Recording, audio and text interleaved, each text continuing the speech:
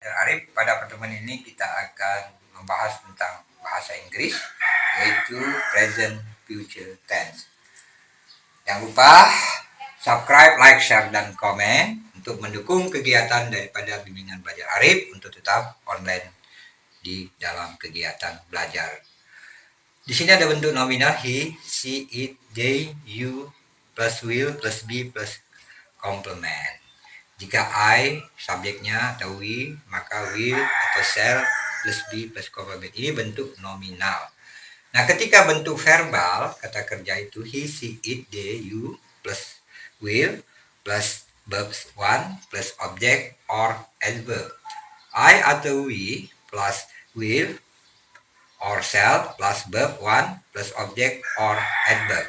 Nah, di sini will digunakan untuk semua subjek, sedangkan shall digunakan untuk I dan we. Dalam bentuk kalimat negatif, will not bisa disingkat dengan won't, sedangkan shall not bisa disingkat dengan shan't. Nah, penggunaan present future dengan will or shall digunakan untuk menyatakan suatu peristiwa atau perbuatan yang akan terjadi atau akan dilakukan di waktu tertentu di masa yang akan datang.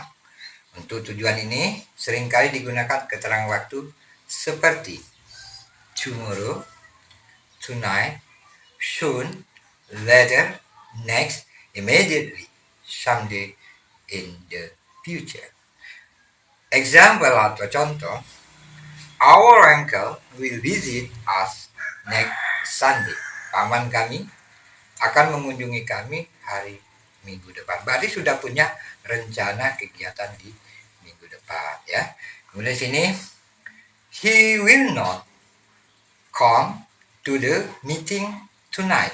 Dia tidak akan datang ke pertemuan malam nanti. Berarti pertemuan itu dia sudah mendapat undangan. Tapi karena dia tidak bisa, maka dia mengucap he will not come to the meeting tonight.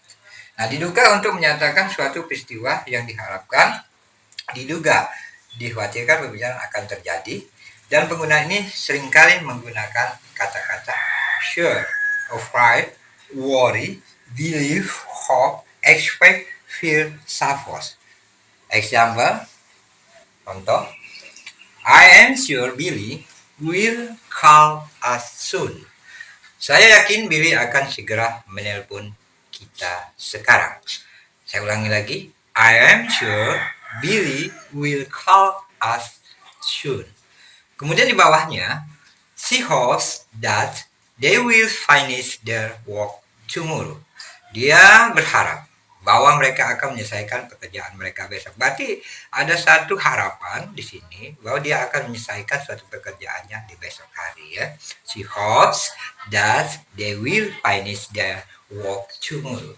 Nah, penggunaan ini juga seringkali menggunakan kata-kata perhaps, possible, probably. Contoh, they will probably come here a little bit late. Nah, mereka mungkin akan datang ke sini sedikit terlambat. Nah, kemudian menggunakan kata perhaps. Perhaps it will be a better day tomorrow. Mungkin hari akan menjadi lebih baik besok. Jadi satu harapan, ya. Mungkin itu kan satu harapan, ya. Kemudian digunakan untuk menyatakan suatu future habitual action, yaitu peristiwa atau perbuatan yang biasanya selalu terjadi atau dilakukan di masa yang akan datang. Example atau contoh, my aunt will visit us again next month. My aunt will visit us again next month. Bibiku akan mengunjungi kami lagi bulan depan. The birds will come back next spring. Burung-burung ini akan kembali lagi musim semi mendatang. Nah, di sini ada satu bentuk suatu peristiwa yang sudah menjadi kebiasaan tapi akan kembali lagi, ya. Jadi suatu hal yang sudah menjadi harapan dan juga untuk sesuatu yang bisa terjadi, ya. Harapan yang bisa terjadi maksudnya. Bibiku akan mengunjungi kami lagi bulan depan. Oke, ya. Di sini kembali lagi digunakan sebagai induk kalimat dalam main clause. Digunakan sebagai induk kalimat dalam main clause. Dalam kalimat peandaian atau disebut dengan conditional sentence. Tipe 1, sedangkan anak kalimatnya if clause. berada dalam bentuk simple present tense. Contoh atau example di sini, they will come there if you invite them. Mereka akan datang ke sana jika kamu mengundang mereka. Nah, berarti ada bentuk dalam bentuk main clause atau conditional sentence. Mereka akan datang ke sana jika kamu mengundang mereka. If you come late, we will go there without you. Jika kamu datang terlambat, kami pergi ke sana tanpamu. Nah, jadi ada satu pengandaian di dalam hal kalimat ini. Jika ya, jadi if you come late, we will go there without you. Digunakan sebagai induk kalimat dalam suatu time clause, yaitu clause yang menunjukkan hubungan waktu.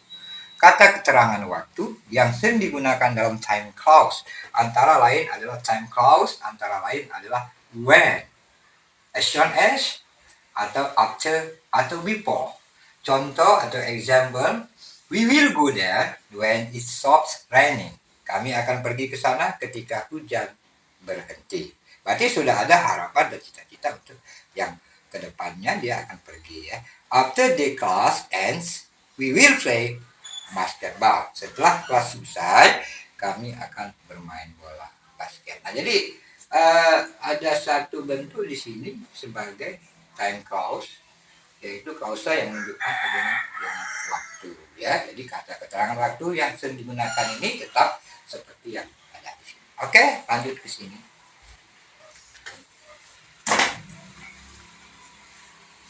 Digunakan untuk menyatakan pengumuman resmi tentang peristiwa yang akan terjadi atau dilakukan, dan juga untuk menyatakan pengumuman resmi tentang peristiwa yang akan terjadi atau dilakukan, dan juga untuk menyatakan ramalan cuaca dalam berita ataupun surat kabar. Contoh, Gubernur will open turnamen in Jakarta tomorrow. Gubernur akan membuka turnamen di Jakarta besok. Jadi Gubernur will open turnamen in Jakarta tomorrow digunakan untuk menyatakan affirmative intention, yaitu suatu maksud atau keinginan yang akan dilakukan bukan karena rencana sebelumnya. Dalam hal ini penggunaan will cenderung tidak terkait dengan perbuatan atau peristiwa di waktu yang akan datang atau future action. Contoh di sini umpama seorang anak dengan ibunya, child, my balance burst. Berarti balon itu meletus. Sang ibu, mother, alright, I will buy you another one. Baiklah, saya akan memberikan balon lainnya. Jadi ada satu keadaan yang mendadak ya.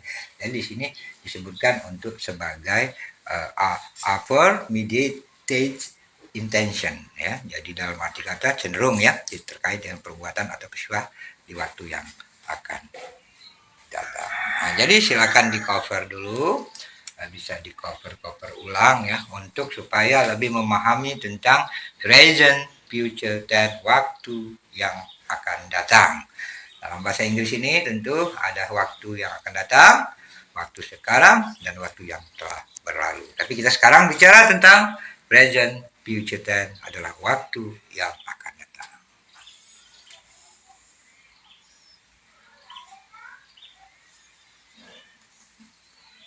Oke, di sini ya saya kasih tahu juga bahwa di dalam hal membuat satu bentuk tenses atau kalimat ya tentu kita harus tetap berdasarkan formula ya. Kalau di sini kan ada formulanya, umpama kalau I will, bisa juga dia menggunakan shall atau will. Di dalam will verb one plus object plus adverb. Jadi I will bisa juga dia will atau shall ya. Jadi verb satu itu ya seperti umpama go ya, kalau irregular verb, ataupun juga read ya, ataupun write boleh digunakan di dalam hal untuk future tense ya. Karena verb satu itu berarti kata kerja bentuk satu ya. Dan juga perlu juga dipahami di sini bahwa untuk adverbnya tentu keterangan waktu juga disesuaikan dengan waktu yang akan datang. Seperti umpama seperti yang saya bilang tadi bahwa kita akan menyelesaikan ini dengan kata-kata waktunya tomorrow, tonight, soon, later, atau next ya. Jadi keadaan yang akan datang. Oke ya, jadi demikianlah pertemuan kita tentang present, future tense ya. Semoga mendapatkan manfaatnya dari pembelajaran daring dari bimbingan belajar Arif. Oke, sampai jumpa lagi pada pertemuan yang akan datang. Selamat belajar.